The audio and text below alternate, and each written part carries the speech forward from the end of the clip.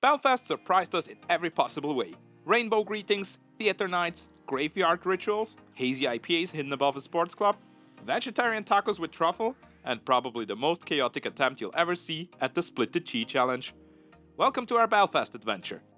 A mix of food, craft beer, street art, spooky stories, and a whole lot of character. If you love hidden gems, chaotic travel moments, or you simply want to know where to get the best pastries in the north of Ireland, hit subscribe. This trip is packed.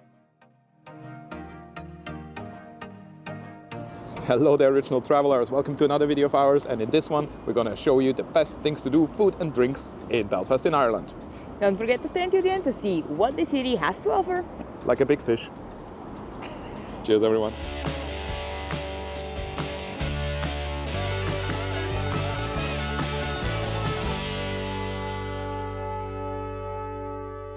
We landed in Dublin, not Belfast. As the coffee lovers that we've become lately, our eyes immediately locked onto Cloudpicker Coffee at Dublin Airport. Looked fantastic, but we didn't have time to check it out. Next time. To get to Belfast, we booked the air coach online, which takes a little over 2 hours, rolling through classic Irish scenery. Green fields, sheep, and more sheep. You get the idea. When we finally hit Belfast, the city literally welcomed us with a full rainbow. And if there was a pot of gold somewhere, we were too tired to find it. All we found was our good hotel, which was close by. We checked into the Fitzwilliam. Really stylish, central, and very comfortable. Solid start.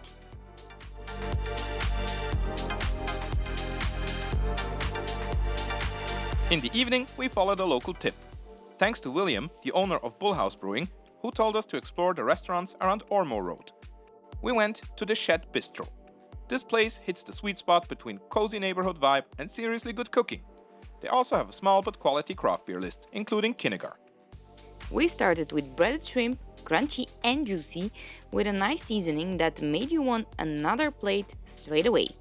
I took the pan-fried venison with crispy polenta, parsnips and peanut butter puree, and spiced plum jus. Sweet, savory, everything working together. And I ordered braised beef cheeks with whole grain mustard mash, honey glazed carrots, parsnips, kale and jus. Proper slow-cooked comfort food.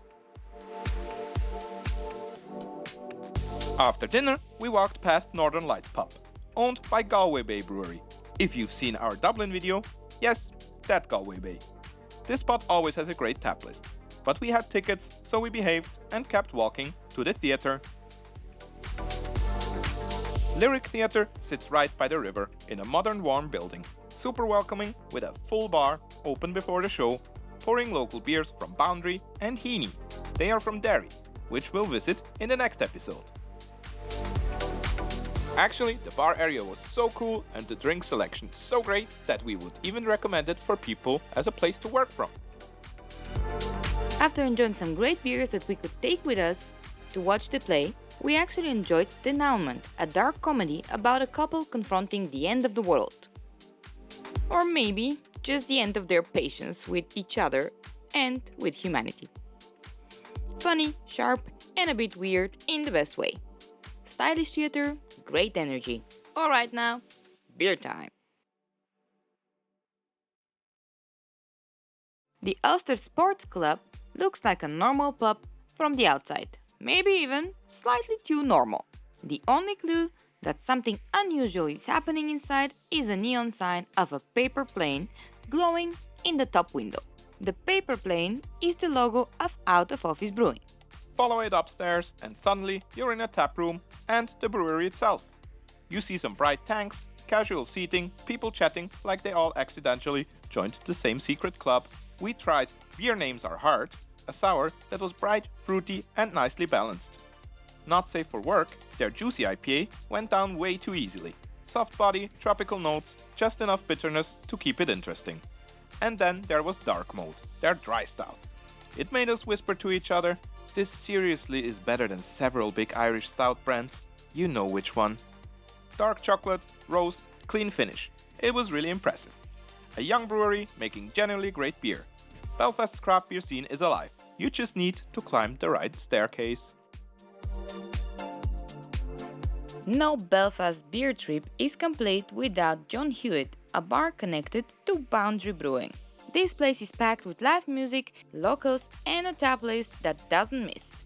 We also found some very cool magazines. They're called Ormeau Road, and they're mostly about wine. However, one very cool article was about how to judge your date by their wine choice. And we created our own version on our website. Of course, it's about beer. Talking about beer, we had It's My Weakest Sense, Boundary's West Coast IPA, resinous and piney with a clean citrus edge. Are you also seeing these monsters, or are they just a result of the beers?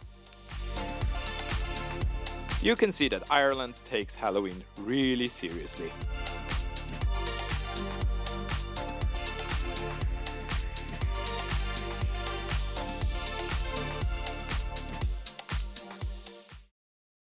The next morning, we wandered through Belfast checking out murals. The city is full of them. We spotted one from Kitsune, whose work we also saw in Cork. If you watched our Cork video, you'll recognize the style immediately. If you're into street art, Belfast really delivers. Entire walls turned into colorful stories.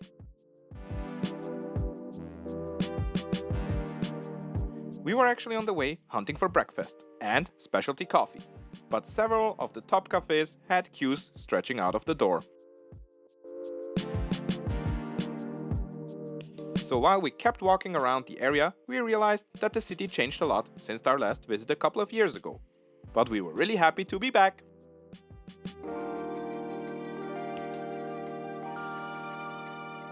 So we went to Trade, and jackpot! Trade is a specialty coffee and artisan bakery brand with several locations around Belfast. They roast and brew seriously good coffee and run their own craft bakery, supplying their shops with handmade pastries and bakes. The idea is simple: superb coffee and everything baked with the same level of care.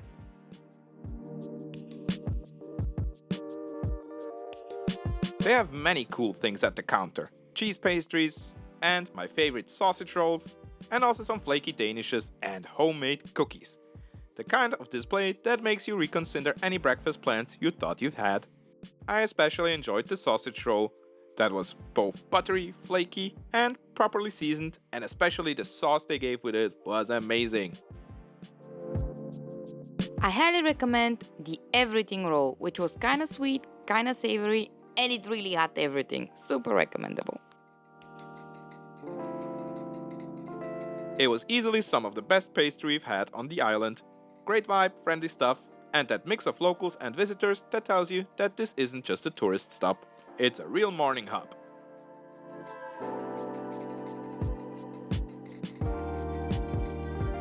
Even the coffee itself was happy that it was in this coffee shop.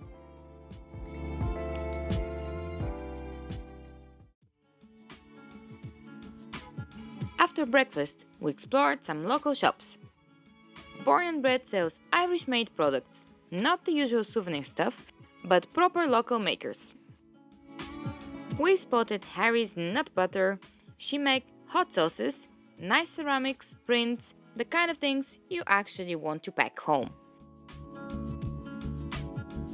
Even a Sister Michael Christmas card. You guys know Sister Michael, right? From Derry Girls? You will learn a lot more about those ladies in our next video in Derry. And don't forget to sign up to our Taste and Travel newsletter for weekly recommendations for food, drinks, and experiences around the world.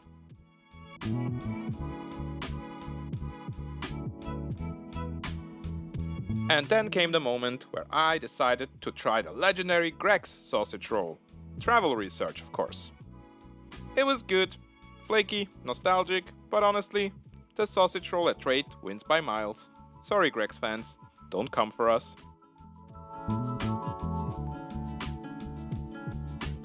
East Belfast was calling, home to markets, artists, and great breweries.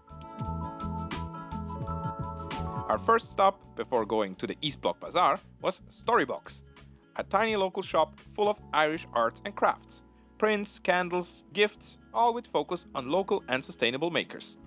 Simona bought soap. A lot of soap. I'm pretty sure we could open a mini spa by now. I also found a great bamboo thermos flask for tea. And that would be a nice segue to the fact that we actually offer a great tea tour in Zurich, so don't forget to visit it.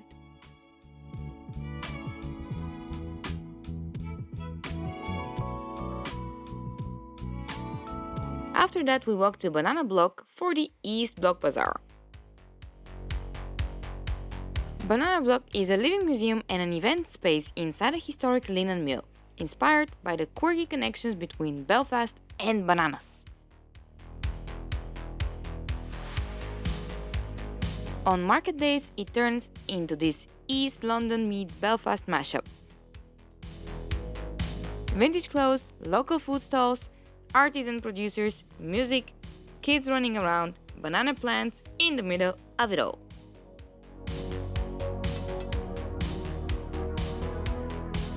Even though there were really cool sneakers and other cool vintage clothes, we decided to go to check out the food stands, of course. We grabbed some Jamaican patties and some really tasty Korean-inspired food and soaked in the vibe. And then came my favorite part of this market. It's built straight into Boundary Brewing's taproom. Zero resistance from us. While Simona was wandering around, I grabbed a hazy IPA for hydration strategy. And then I found a really excited Simona who found a small stand called Little Crow Coffee, where they sold hot chocolate made with bare bones chocolate from Glasgow, which we featured in our Glasgow video. For us, they're one of the best craft chocolate makers in the UK, so if you're into good beer and good chocolate, check out our beer and chocolate tours in Zurich. The links are in the description box. We do also combine them. A short walk away is the next brewery taproom, Bullhouse East, the taproom of Bullhouse Brewing, one of Belfast's biggest craft beer success stories. Bullhouse started as a garage project and grew into an award-winning independent brewery with a big focus on hop-forward beers, hazy IPAs, modern pale ales, and bold stouts. Their taproom has 20 taps pouring their own brews plus collabs, with fridges full of cans to drink in or take away. The space is lively and community-focused. Quiz nights, markets, live music, events happening all the time. For example, they were actually showing a movie the night we went, but unfortunately we couldn't make it. We especially love their sours, bright, fruity, super refreshing. Outside there is a pizza stand from Vitti's. Pizza and beer, truly the most Irish-Italian crossover that always works.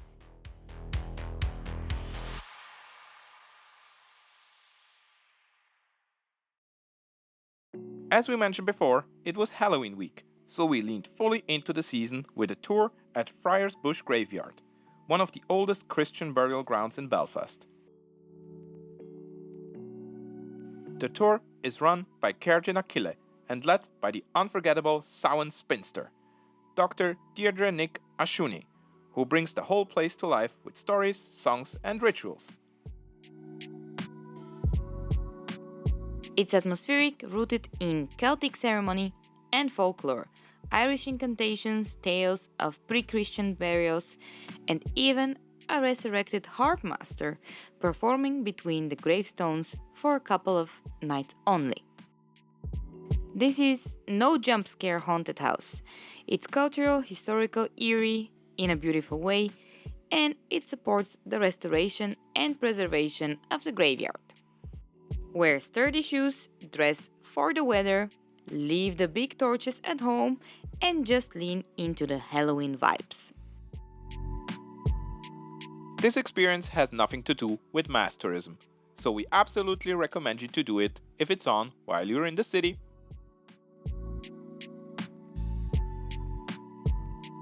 After the graveyard tour comes comfort. The Woodworkers is one of Belfast's best beer bars. Originally the city's first rotating tap room with around 18 taps dedicated to craft beer. They pour a mix of local, UK and international breweries, from Bullhouse to Boundary, and also guests like Burnt Mill from England and Fierce from Scotland. If you love trying lots of different things, this is your place. You can build flights of different sizes, So if you want to taste 6, 8, or practically the whole tap list in small pours, they've got you. And the pours were smaller than the sauces. They do serve solid pub food, perfect for late night snacking. We love the deep fried pickles, salty, crunchy, ideal with a cold IPA. We visited Woodworkers years ago on our first Belfast trip, and it was still as good as we remembered. The next morning we needed caffeine and breakfast again. So we walked past more murals, Belfast really leans into street art identity, and made our way to Established Coffee in the Cathedral Quarter. Established was one of the first specialty coffee shops in Belfast and helped kickstart the city's modern coffee scene. It's an airy, industrial-feeling space on a corner, usually buzzing with locals, freelancers, and people who clearly know their beans. It was crowded, but we managed to get a table. I ordered French toast, thick, fluffy, golden, with that perfect balance of crisp edges and soft center. Sandra went local with the Belfast Bap, packed with bacon, salty, smoky, absolutely spot on for a late breakfast. The drinks were also exceptional, like my apple crumble latte. It's the kind of place where you could easily sit for hours. But Belfast still had plans for us.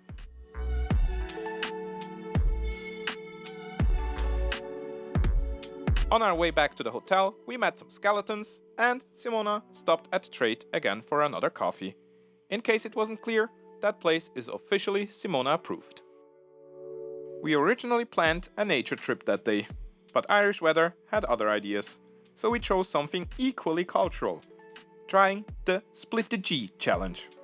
If you've never heard of it, the idea is to drink a Guinness so precisely that the foam line stops exactly in the middle of the printed G in the logo.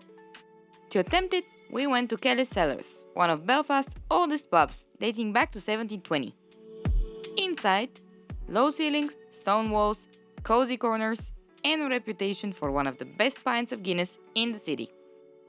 We managed to snatch one of these cozy corners, and then we both tried the challenge. I went first, and I failed, and so did Simona. The hat ended up everywhere except where the cheese sits. Also, if you spot Simona's glass saying 0.0, don't panic. It was a full Guinness, just poured into the wrong glass. But now it's your turn. Let us know in the comments, where is your favorite pint in Belfast? And have you ever actually managed to split the G? I actually have, but this will be in the next video. Subscribe now to see if this is not a lie.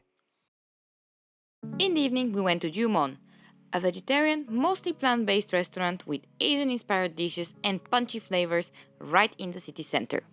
And the whole concept is, you might be here for vegan or veggie food, but you're not compromising on flavor. Perfect pairing for us, beers from Boundary Brewing. A hazy IPA with spice-forward dishes? Always a good idea.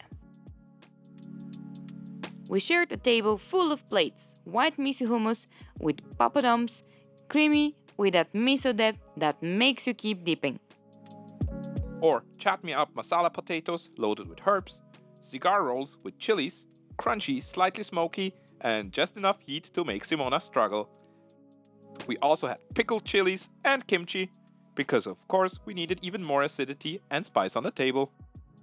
I still remember that night. And so do some other parts of you. The grand finale was the mandu tacos with eggplant, salsa verde, truffle and smoked cheese. This crazy but brilliant mix of flavors was fresh and earthy all at once.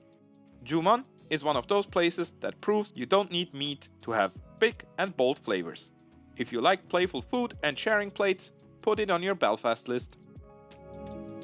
After dinner, we headed to the Reporter Pub for one of the most original events of the trip, Arts and Craft Cans. Every week they run a different arts and craft session where you sit in the bar, order a few Irish craft beers, and get handed materials to make something creative. On our visit, it was Halloween lanterns. Simona's lantern looked like it belonged in a design shop. Mine looked enthusiastic. Let's just say my art skills are more craft beer than crafts. Olivia behind the bar was incredibly friendly and guided us through the tap list. The Rolling Papers Hazy IPA from Bullhouse was especially good on tap. This bar feels like a local living room just with more glitter and glue sticks. We also think of organizing our own arts and craft beer evenings. Would you be interested in doing that? Tell us in the comments. The next morning before leaving Belfast, we had to check out two more things.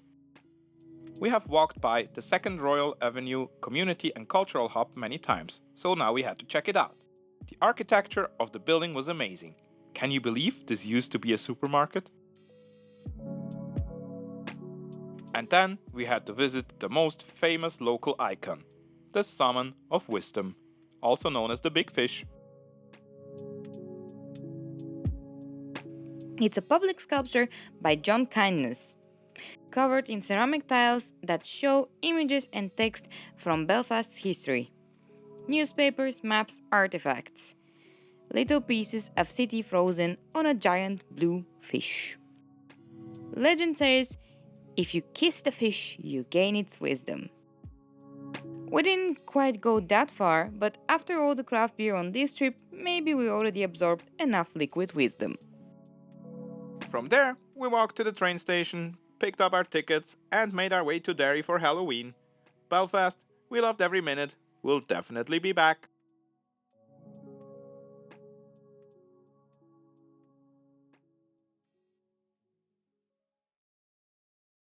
Thank you so much for watching. We hope you enjoyed this video from Belfast. And now, as usual, guys, don't forget to like and subscribe, and find our newsletter subscription in the description box below. Cheers, everyone! In the next episode, we're heading to Derry for Halloween. Expect spooky events, incredible food, local legends, Northern Irish hospitality, and yes, this is where I accidentally became a vampire hunting coffee lover. Hit subscribe, check out our Ireland playlist, and we'll see you in the next adventure.